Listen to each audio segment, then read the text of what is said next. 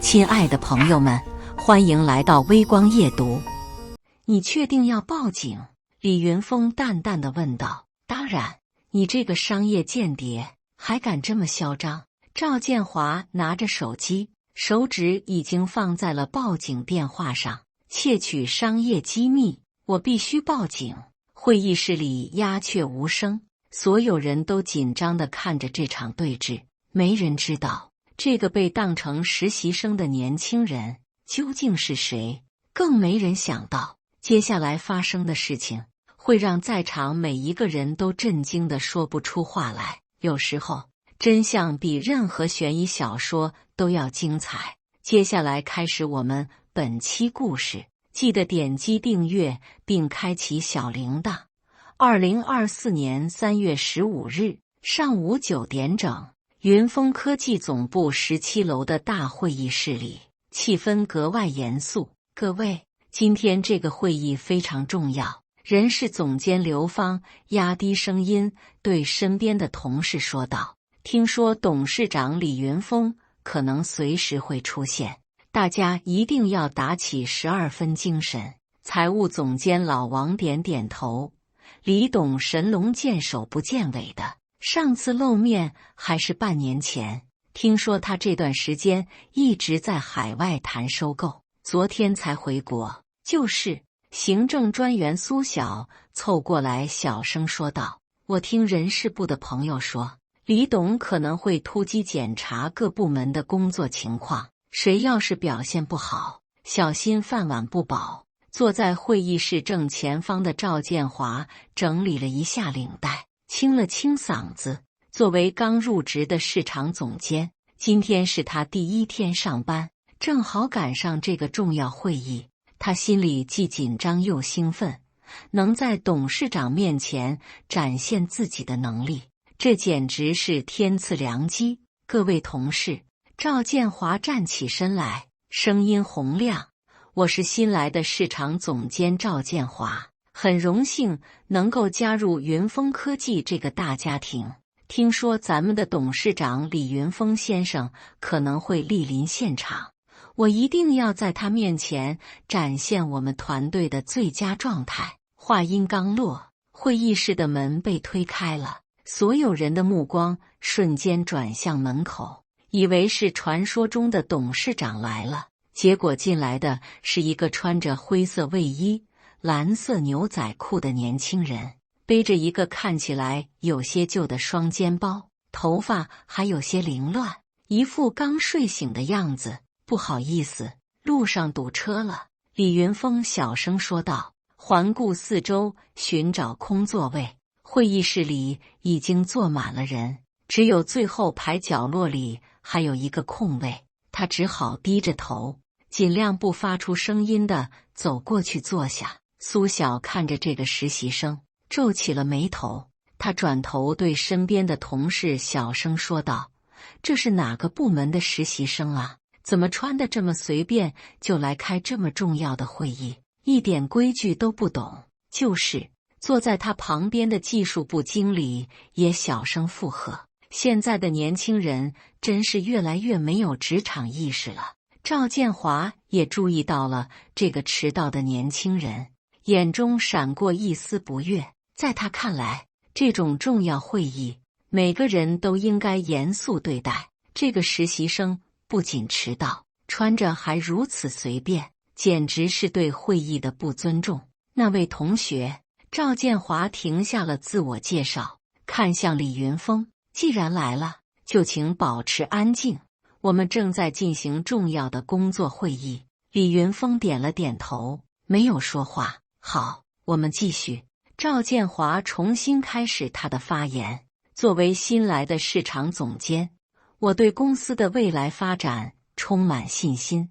我相信在李董事长的英明领导下，我们一定能够开创更加辉煌的明天。”会议进行了大约10分钟，到了中场休息时间，苏晓站起身来，直接走向最后排的李云峰，声音里带着明显的不耐烦：“这位同学，你是哪个部门的实习生？”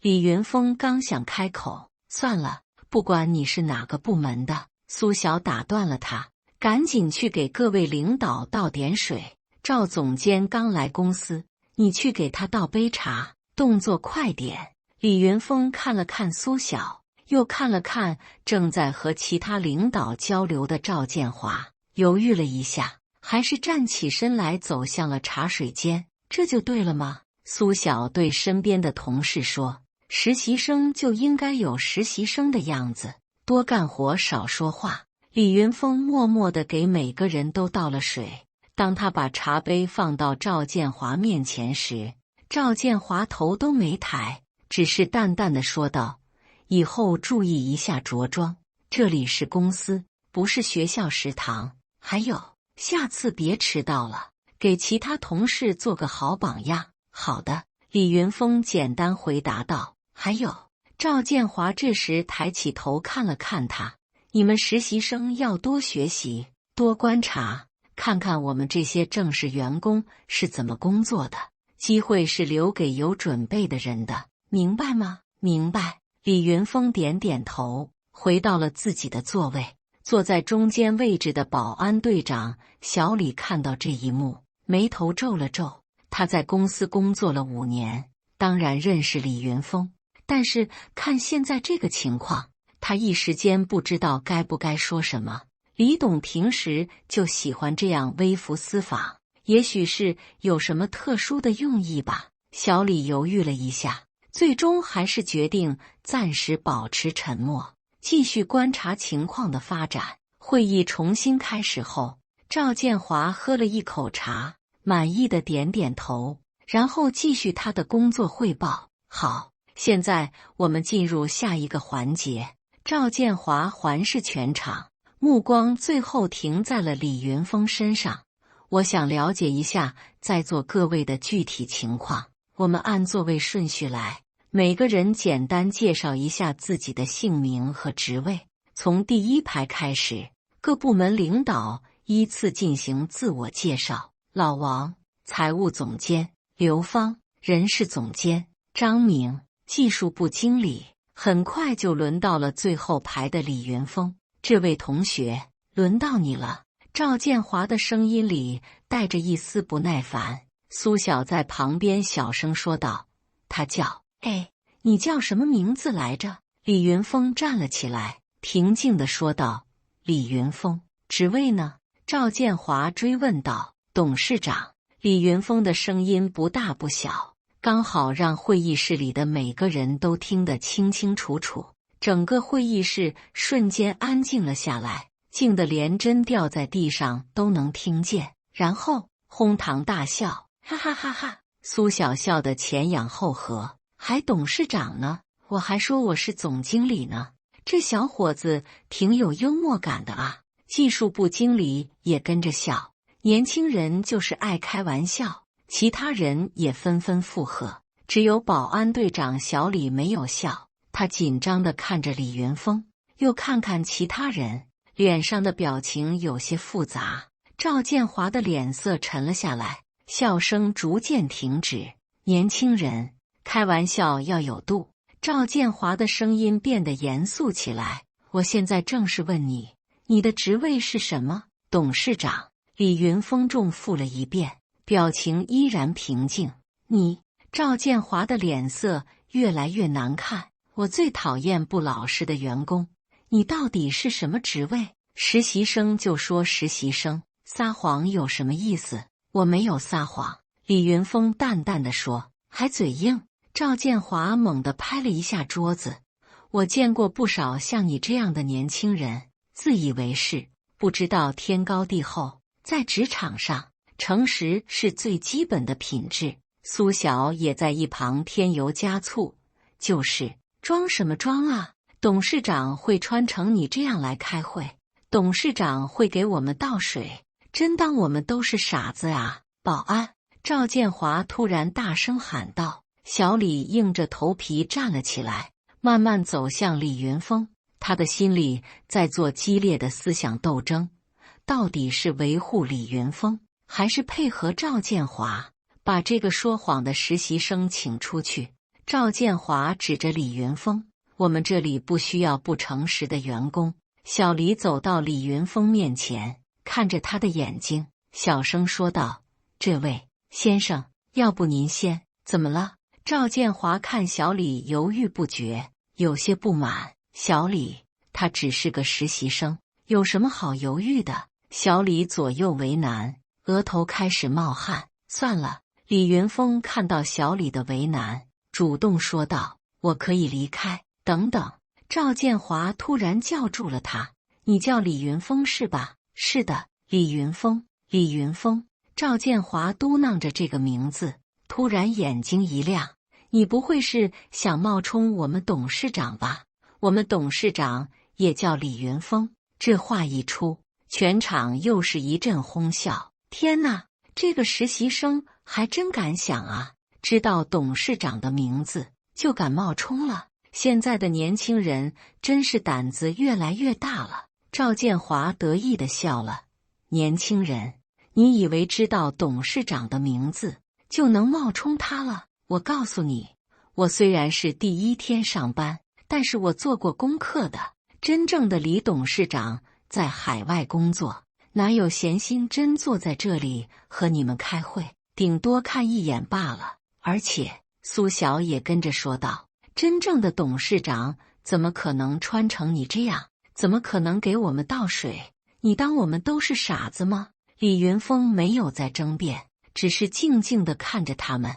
赵建华以为自己抓住了李云峰的把柄，越说越兴奋：“我见过太多像你这样的人了，总想着投机取巧，想着一步登天。告诉你，在职场上，只有踏踏实实工作，才能获得成功。”小李，赵建华转向保安：“把他请出去，我们要继续开会。”小李看着李云峰，眼神中满是歉意。李云峰对他点了点头，示意他不用为难。就在这时，李云峰的手机响了。李云峰看了一眼手机屏幕，然后对赵建华说道：“不好意思，我接个电话。”“接什么接？”赵建华不悦地说：“都要走了，还接什么电话？”但李云峰已经接通了电话。“喂，史密斯先生。”“是的，收购已经完成了。”“什么？对方想要反悔？你告诉他们，合同第15条，违约金是2.8亿美金。”“好的。”1小时后视频会议。挂掉电话后，会议室里一片安静。财务总监老王疑惑地看着李云峰：“你刚才说什么？2.8亿美金的违约金？”“没什么，随便说的。”李云峰淡淡的回答。赵建华冷笑一声，装的还挺像的，连外国人的名字都编出来了。史密斯，2.8亿，你以为你在拍电影啊？继续开会吧。李云峰重心坐了下来。赵建华看他这副有恃无恐的样子，更加生气了。你还真打算赖着不走？好，我就让你看看什么叫专业。他清了清嗓子，开始汇报自己准备好的工作计划。各位，我来给大家介绍一下我的3个重点项目。第一个项目，我们准备与华兴集团合作，启动一个大型的市场推广活动。华兴集团是行业内的知名企业，他们的市场占有率在同行业中排名前3。我预计这个项目可以为我们公司带来至少2000万的营收。李云峰突然开口：“华兴集团3天前申请破产保护了。”赵建华愣了一下：“你说什么？华兴集团破产了？老板跑路去了新加坡？”李云峰的语气很平淡，就像在说今天的天气一样。“你胡说八道什么？”赵建华怒道：“华兴集团怎么可能破产？我昨天还和他们的市场部经理通过电话。”财务总监老王脸色突然变了，他拿出手机快速翻了翻，然后震惊地抬起头：“这个消息，我们昨天晚上确实收到了内部通报，但还没来得及告诉大家。”“你怎么知道的？”全场瞬间安静。赵建华的脸色变得很难看。你怎么知道这个消息？猜的。李云峰简单回答。猜的。苏小尖声说道。这种机密消息你能猜出来？赵建华强压着怒火，继续说道。好，就算华兴集团有问题，但我的第二个项目绝对没问题。我们要和得力科技合作开发新的软件平台，他们是业内的技术领先企业，资质齐全，信誉良好。李云峰又开口了，得力科技的资质是伪造的，法务部正在处理相关的诉讼，这次连人事总监刘芳都震惊了。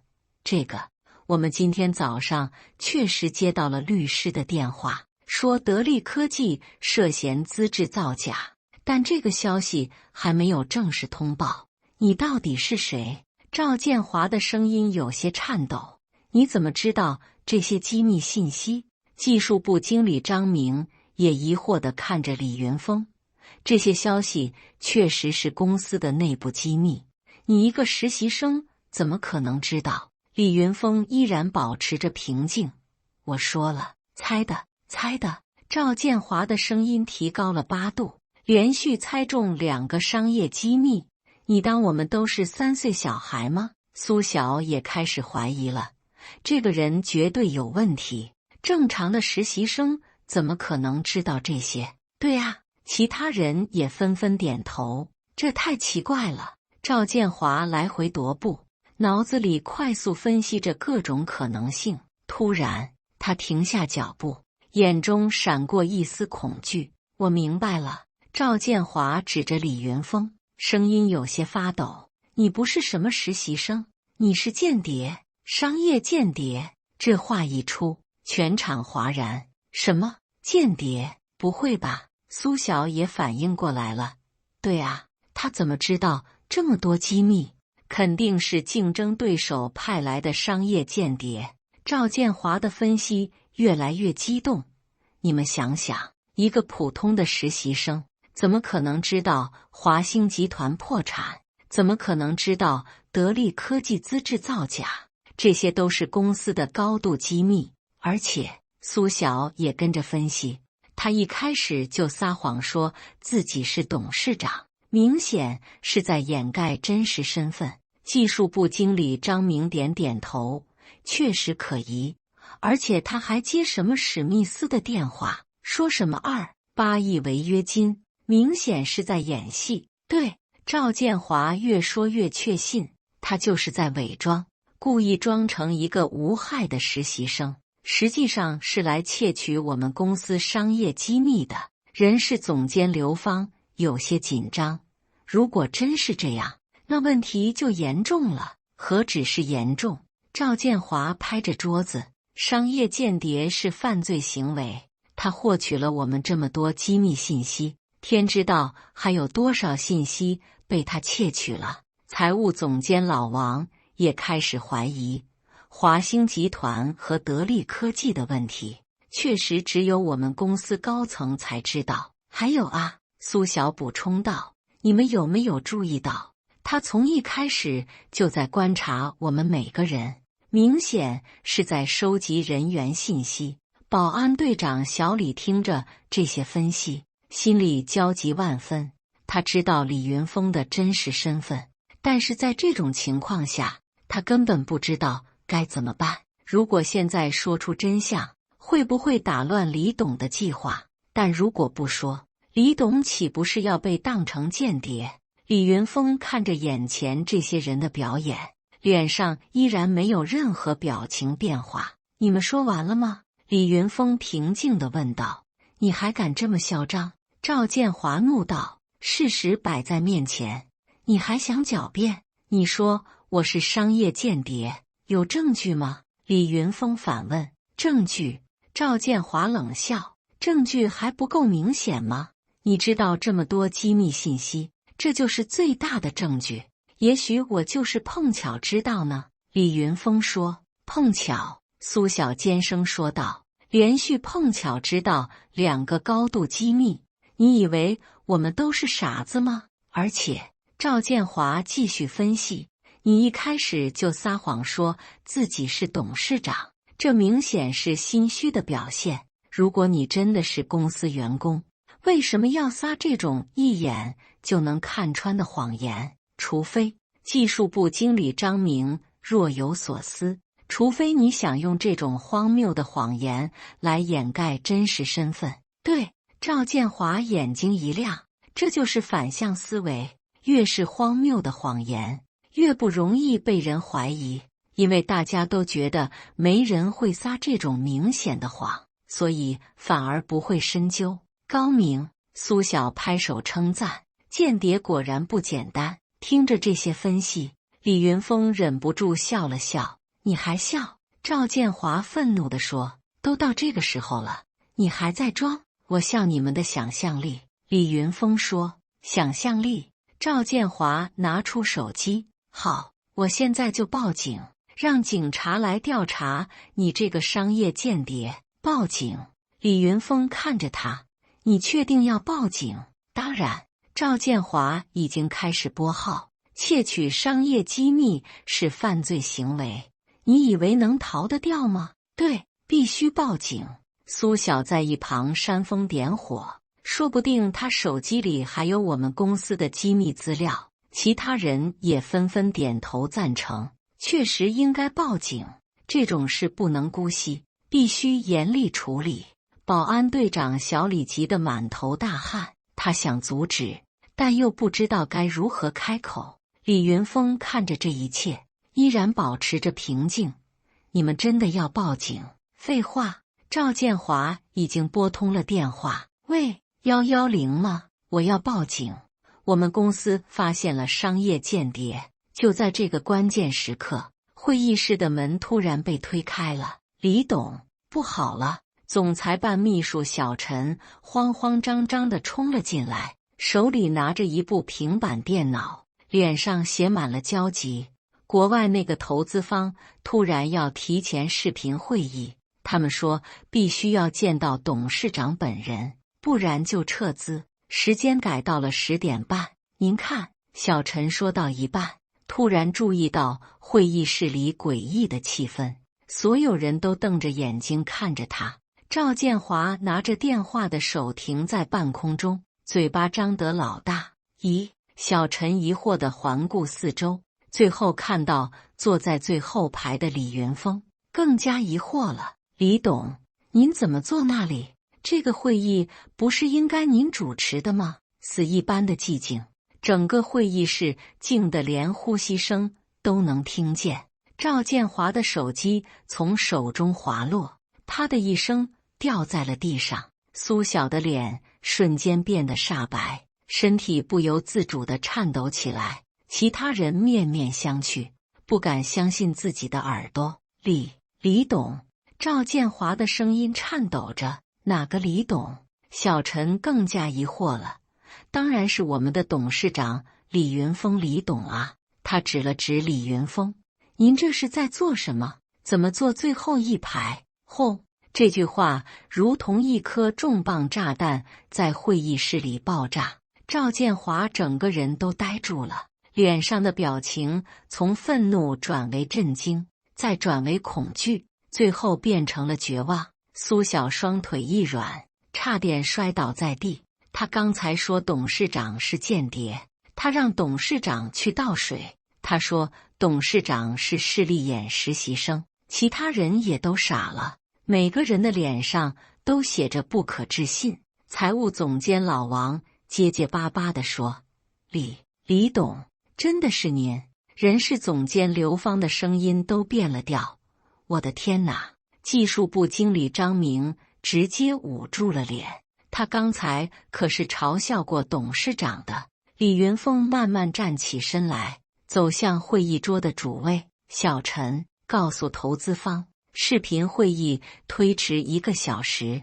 李云峰的声音依然平静：“我这边的会议还没有结束。”好的，李董。小陈虽然不明白发生了什么，但还是赶紧点头。我马上去安排。对了，李董，您要的华兴集团破产报告我放在您办公桌上了。还有得力科技的法律诉讼文件。小陈的话让在场所有人再次震惊，原来李云峰说的都是真的，华兴集团真的破产了，得力科技真的有法律问题。他不是猜的，他是知道的，因为他就是董事长。小陈离开后，会议室里重新陷入了死寂。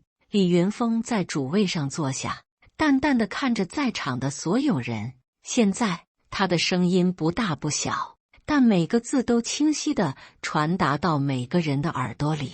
还有人觉得我是商业间谍吗？赵建华的脸色煞白如纸，他想说话，但是嘴唇颤抖着发不出声音。还有人要报警吗？李云峰继续问道。赵建华扑通一声瘫在座位上。李董，我不知道，我以为，请您原谅。你以为什么？李云峰平静地问。以为我是间谍，以为我窃取了公司的商业机密。赵建华完全说不出话来，苏晓也哭了出来。李董，我错了，我真的不知道您是董事长，请您原谅我。你刚才不是说我是竞争对手派来的商业间谍吗？李云峰看着他，不是说要报警抓我吗？苏晓哭得更厉害了。这时，李云峰拿出了自己的手机。我刚才全程录音了，他平静地说。所有人的心都沉到了谷底。李云峰点击播放，会议室里响起了刚才的对话录音。年轻人，开玩笑要有度，我最讨厌不老实的员工，还董事长呢，我还说我是总经理呢。你不是什么实习生，你是商业间谍，对，必须报警。窃取商业机密是犯罪行为，每一句话都清清楚楚，每一个声音都无比真实。赵建华听着录音里自己的声音，脸色越来越难看。他想起自己刚才说的那些话，恨不得找个地缝钻进去。苏晓更是哭得梨花带雨。他刚才那些势利眼的表现全都被录下来了，其他人也都低着头，不敢看李云峰的眼睛。录音播放完毕，会议室里再次陷入死寂。赵建华，李云峰开口了，声音依然平静的可怕。你觉得这些录音有什么问题吗？李董，我错了。赵建华的声音颤抖着，错了。李云峰淡淡一笑，你刚才可不是这么说的，你说我是商业间谍，要报警抓我。现在告诉我，你错在哪里了？我不应该什么？李云峰追问。不应该诬陷公司董事长是商业间谍，还是不应该在第一天上班就要报警抓你的老板？赵建华彻底崩溃了，整个人瘫坐在地上。苏晓，李云峰转向他，你刚才说我是势利眼，说我装董事长很可笑，现在你还觉得可笑吗？李董，求求您，我真的知道错了。苏晓哭着求饶，知道错了。李云峰的声音没有任何情感波动。你让我给你们倒水的时候，可没觉得有什么错。我以为，你以为什么？以为可以随意欺负一个看起来地位不高的人。苏晓哭得说不出话来。李云峰环视全场，其他人都不敢与他对视。各位，他开口说道，我想大家都听到了刚才的录音。作为公司的董事长，我需要做出一些必要的决定。所有人的心都提到了嗓子眼。赵建华，李云峰看向他，你今天是第一天上班，但也是最后一天。试用期考核不合格，恶意诋毁公司领导，诬陷董事长为商业间谍。从现在开始，你被正式开除，永不录用。赵建华如遭雷击，整个人都傻了。李董，求求您，给我一次机会。机会？李云峰冷笑，你刚才要报警抓我的时候，给了我机会吗？苏晓，李云峰继续宣布，从明天开始，你调到保洁部，工资按最低标准执行。苏小瞬间瘫倒在地。李董，保洁部的工资只有3000，我房租都交不起。你刚才不是很会判断身份吗？李云峰淡淡的说。现在知道看错人的后果了。就在这时，人事总监刘芳的手机响了，他看了一眼，是 HR 部门的群消息。李董，刘芳小心翼翼地说，赵建华的情况，我们 HR 部门需要怎么处理？按照正常程序办理离职手续。李云峰说，另外将今天的情况记录在案。好的，李董。这时，苏小的朋友们开始收到消息，他们在微信群里纷纷议论，听说苏小得罪了董事长。真的假的？我刚听 HR 的朋友说，他被调到保洁部了。天哪，那个穿卫衣的人真的是董事长？赵建华也被开除了。消息像病毒一样在公司里传播，很快整个公司都知道了。技术部的群里，那个穿卫衣的真的是董事长。我就说嘛，保安队长刚才一直很紧张。苏小完蛋了，赵建华第一天上班就被开除，这也太搞笑了。财务部的群里，听说了吗？董事长微服私访被当成实习生，苏小让董事长倒水。真的假的？录音我听到了，太搞笑了。赵建华还说要报警抓董事长，笑死我了。与此同时，有人把录音片段传到了网上。平台上，一个名为职场那些事儿的账号发布了一条动态：今日份震惊，某公司新员工第一天上班就要报警抓董事长，理由是怀疑董事长是商业间谍。事情的经过是这样的，很快这条微博就被疯狂转发和评论，哈哈哈哈！这是什么神仙剧情？董事长也太低调了吧！赵建华这下全国出名了，苏小这种势利眼活该，以貌取人的下场。董事长，我就静静地看你们表演。1周后，赵建华开始找工作，他信心满满地投递简历。毕竟他有着丰富的市场营销经验，而且学历也不错。但是很快他就发现了问题。第一家公司的 HR 看了他的简历，问道：“你就是那个赵建华？”“对，我是赵建华，但是不好意思，我们公司暂时没有合适的职位。”第二家公司：“你不会就是网上那个要报警抓董事长的赵建华吧？”“那个。”“是有这件事，但是有误会，不好意思，我们不需要这样的员工。”第三家、第四家连续碰壁，赵建华这才意识到，他的光辉事迹已经在人力资源圈传开了。某人力资源交流群里，各位，有个叫赵建华的求职者，大家要注意一下，就是那个第一天上班就要抓董事长的那个，对，就是他。这种人绝对不能要，已加入黑名单。谢谢提醒。与此同时，苏小在保洁部的工作也不顺利。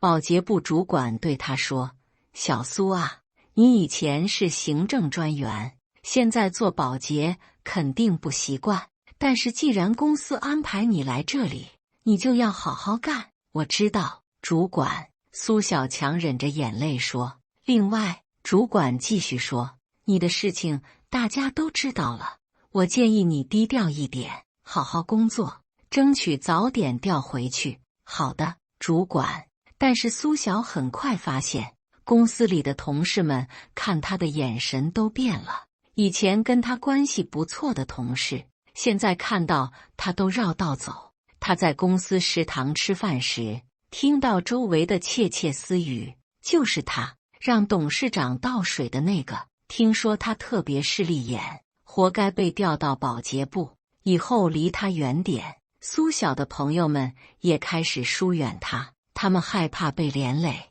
纷纷在朋友圈里撇清关系。某些人请自重，不要拖累无辜的人。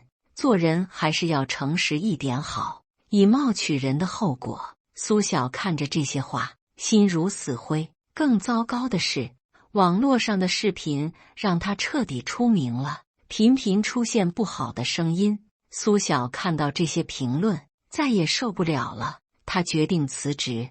但是辞职后找工作更难。与此同时，某知名职场公众号也发了一篇文章，题目是从董事长到水事件看职场生存法则。文章分析了整个事件的来龙去脉，并且总结了几个要点：永远不要以貌取人，对任何人都要保持基本的尊重，不要轻易做出判断和指控，言行要谨慎，因为你永远不知道对方是谁。这篇文章很快获得了10万加的阅读量，被无数人转发。赵建华看到这篇文章时，内心五味杂陈。他没想到自己会以这种方式出名，他开始反思自己的行为。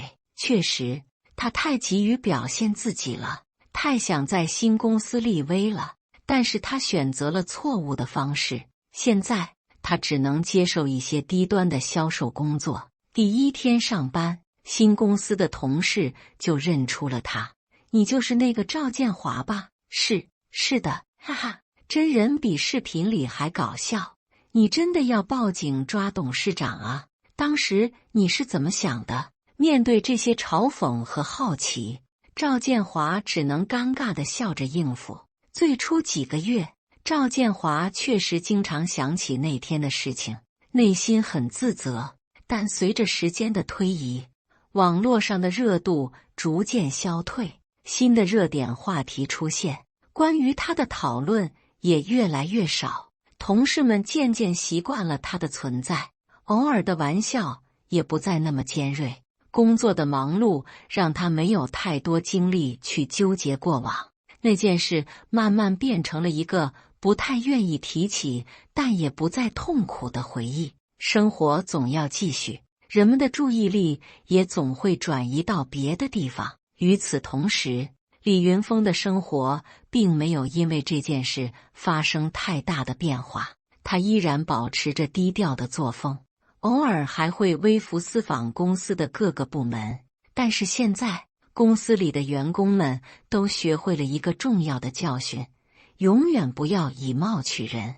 无论遇到什么样的陌生人，大家都会保持基本的礼貌和尊重，宁可错怪1000，不可放过一个董事长。这句话在公司里广为流传。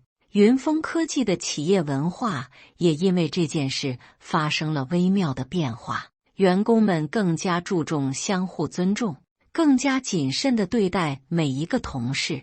保安队长小李被李云峰表扬了，因为他在关键时刻保持了冷静，没有做出错误的选择。小李，你那天为什么没有动手？李云峰问他。李董，我认识您，但我不确定您是不是有特殊的安排，所以不敢贸然行动。做得对，在不确定的情况下，保持冷静比什么都重要。半年后的一天，赵建华在地铁里偶然遇到了李云峰，看到那个熟悉的身影，赵建华内心五味杂陈，他犹豫了很久，最终还是鼓起勇气走了过去。李董，您还记得我吗？赵建华的声音有些颤抖。李云峰抬起头看了看他，然后淡淡地说：“你是。”这3个字如同利剑一般刺穿了赵建华的心。他意识到自己已经被彻底遗忘了。对于李云峰来说，赵建华只是他人生中的一个小插曲，甚至连插曲都算不上。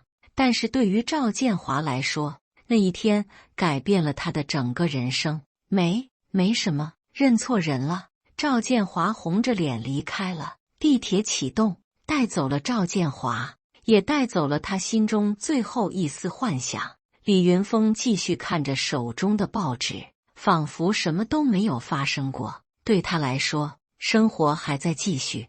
而对于赵建华和苏晓来说，那一天所带来的教训已经足够深刻。